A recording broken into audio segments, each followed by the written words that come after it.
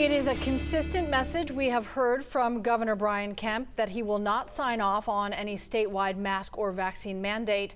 But an example that he used to support his position is coming under scrutiny. Joe Henke is fact-checking the claims. Joe, he's referencing another disease here. He is, Cheryl. If Governor Brian Kemp made a single comment about the existence of an AIDS vaccine, it might not be a news story. In fact, last year when he first made a comment, it made no headlines. But in the past month, on two separate occasions, Kemp again referenced an AIDS vaccine and said a mandate of the non-existent vaccine failed. The question we are verifying, does a vaccine for HIV/AIDS exist, and was it ever mandated? Our sources are HIV physician and researcher Dr. Melanie Thompson, Governor Kemp's press office, and the National Conference of State Legislators. Here's why we're talking about this. On Thursday, in a podcast episode of The Eric Erickson Show, Kemp said people need to be educated on, not mandated, to take the COVID-19 vaccine. That's basically how the AIDS vaccine works. You know, people wouldn't take it early on because it was mandated.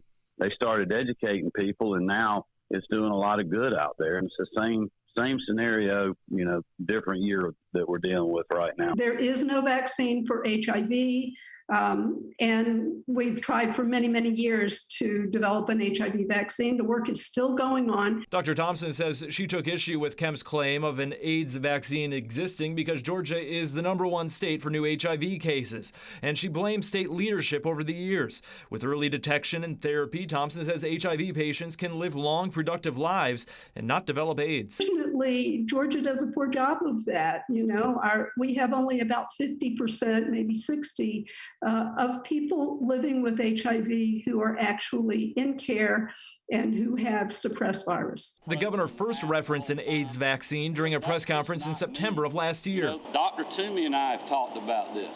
She has said when you look back at trying to mandate somebody taking the AIDS vaccine, it doesn't work.